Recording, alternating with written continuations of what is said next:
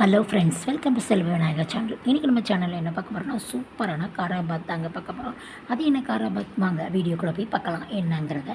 இது பண்ணுறதுக்கு கொஞ்சம் ஒரு வெங்காயம், தக்காளி, அப்புறம் பார்த்திங்கன்னா பீன்ஸ், குடமிளகா, இஞ்சி, பச்சை மிளகா, கேரட், அப்புறம் பார்த்திங்கன்னா நிலக்கடலை, அண்டிப்பருப்பு, இந்த மாதிரி ஐட்டங்கள்ஸ் ஃபுல்லாகவே இதுக்கு தேவைங்கிறது நம்ம எடுத்து வச்சுருக்கோம்.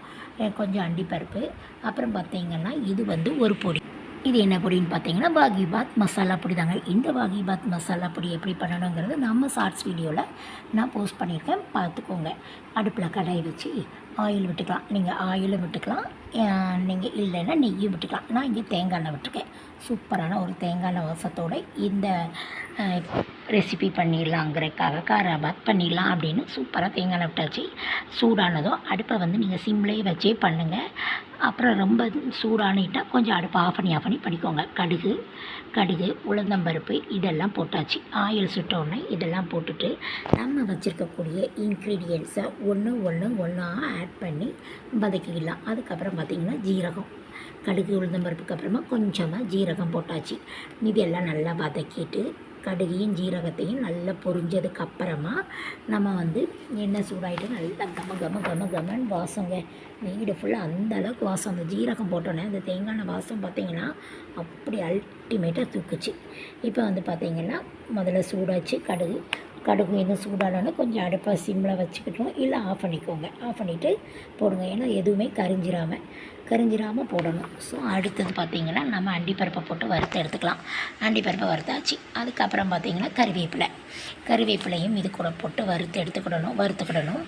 அதுக்கப்புறம் பார்த்திங்கன்னா நம்ம வச்சுருக்கக்கூடிய இன்க்ரீடியன்ட்ஸில் ஃபஸ்ட்டு ஆனியன் போட்டுக்கலாம். என்ன தேவையோ அதை போட்டுக்கலாம். இப்போ ஆனியன் கொஞ்சம் போட்டாச்சு. அதுக்கப்புறமா பார்த்திங்கன்னா இந்த ஆனியனும் கருகாமல் வச்சுக்கோங்க. நீங்கள் இப்படி ஒன்றா போடும்போது அடுப்பு கருகிடக்கூடாது. ஒன்று சிம்மில் வச்சுக்கோங்க. சிம்மில் வச்சு சூடாக ரொம்ப ஹீட்டாக இருந்ததுன்னா அடுப்பை ஆஃப் பண்ணிவிட்டு ஒன்றா போட்டுட்டு வதக்குங்க. ஏன்னா சட்டி சூடாக தான் இருக்கும் உங்களுக்கு. அடுத்து பார்த்திங்கன்னா பச்சை மிளகா, கேரட்டு, பீன்ஸு, குடமிளகா இதெல்லாம் போட்டு நல்லா வறுத்துக்கிடலாம். அப்புறம் நிலக்கடலை வச்சுருக்கக்கூடிய நிலக்கடலையும் போட்டு நம்ம வறுத்துக்கிடலாம். சூப்பராக வறுத்து எடுத்துக்கோங்க. இப்போ போடக்கூடியது பீன்ஸு, குடமிளகாவும் போட்டிருக்கோம். பச்சை மிளகா சின்ன மிளகாயாக போட்டுக்கோங்க. ஏன்னா நீங்கள் இந்த வாகிபாத் மசாலா பொடியும் போடுவோம். இந்த வாகிபாத் மசாலா பொடி எப்படி பண்ணணும் அப்படின்றத நம்ம சேனலில் ஏற்கனவே போட்டிருக்கேன், ஷார்ட்ஸாக அப்லோட் பண்ணியிருக்கேன், நீங்கள் பார்த்துக்கோங்க. சூப்பராக இருக்கும், ட்ரை பண்ணி பாருங்கள். அந்த வாகிபாத் மசாலா வச்சு நீங்கள் என்ன ரெசிபீஸ்னாலும் பண்ணலாம், அவ்வளோ சூப்பராக இருக்கும். அப்புறமா தக்காளியை ஆட் பண்ணி இதையும் வதக்கி எடுத்துக்கலாம். எல்லா இன்க்ரீடியன்ஸையும் போட்டு நல்லா ஆயில் விட்டு வதக்கிக்கிடணும். இதில் நீங்கள் தண்ணியே விடக்கூடாது. இப்போதைக்கு இது எல்லாமே நம்ம வதக்கிட்டு தான் இருக்கோம். கொஞ்சம் ட்ரை ஆச்சுன்னா கொஞ்சம் ஆயில் வேணால் கூட விட்டுக்கலாம். நம்ம எண்ணெய் இன்னும் கொஞ்சம் கூட விட்டுக்கலாம். இது சூப்பராக கேசரி மாதிரி அவ்வளோ சூப்பராக இருக்குங்க, ட்ரை பண்ணி பாருங்கள். அடுத்தது நம்ம வச்சுக்கக்கூடிய வாகிபாத் மசாலா பொடி தாங்க போட்டிருக்கோம். இந்த பொடியை கொஞ்சம் காரத்துக்கு தகுந்த மாதிரி, உங்கள் காரத்துக்கு தகுந்த மாதிரி போட்டுக்கோங்க. நான் இதில் 1.5 ஸ்பூன் கிட்டே போட்டிருக்கேன். சூப்பராக இதையும் போட்டு நல்லா வதக்கிக்கிடலாம். கருகாமல் வதக்கிக்கோங்க. நல்லா ஹீட் ஆகிட்டுங்கனால கொஞ்சம் அடுப்பை ஆஃப் பண்ணிவிட்டு இதை வதக்கிட்டு அப்படி வதக்கலாம். இப்போ போடக்கூடியது ரவை. அந்த ரவையும் இது கூட போட்டு நல்லா வறுத்து எடுத்துக்கலாம். இந்த மசாலா, ரவை, அந்த காய்கறி எல்லாம் நல்லா வதங்கட்டும். சூப்பராக வதங்கி வந்துருச்சுங்க. இப்போ பார்த்திங்கன்னா இந்த 1 கப் ரவை, நம்ம எந்த கப்பில் ரவை எடுக்கமோ அதே கப்பால் 3 கப் தண்ணி விடணும். நான் இந்த கப்புக்கு 1 கப் ரவை எடுத்திருந்தேன், இதே கப்புக்கு 3 கப் தண்ணி விடுதேன். இது 2வது கப்பு, இது 3வது கப்பு தண்ணி. மிச்சம் 3 கப்பு தண்ணி விட்டோன்னா சூப்பராகிடும்.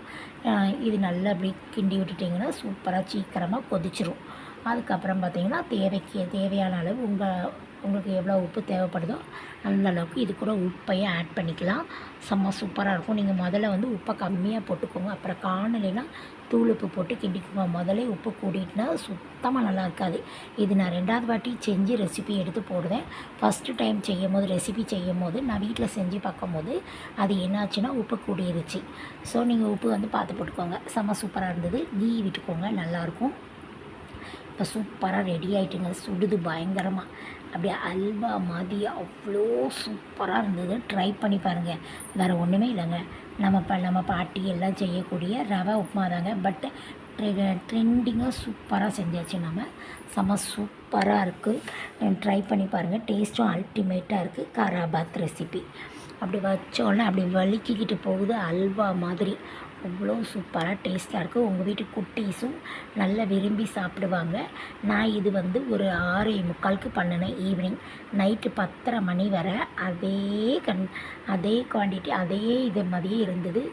எந்த வித ட்ரைனஸ் எதுவுமே கொடுக்கல, வறட்சியாவோ எதுவுமே ஆகலை. நல்ல அல்வா பதத்திலே இருந்தது. செம்ம சூப்பராக இருந்தது. ட்ரை பண்ணி பாருங்கள். இந்த வீடியோ பிடிச்சிருந்தா நம்ம சேனலுக்கு லைக் பண்ணி சப்ஸ்கிரைப் பண்ணி உங்கள் ஃப்ரெண்ட்ஸ் அண்ட் ஃபேமிலிக்கு ஷேர் பண்ணுங்கள் ஃப்ரெண்ட்ஸ். தேங்க்யூ.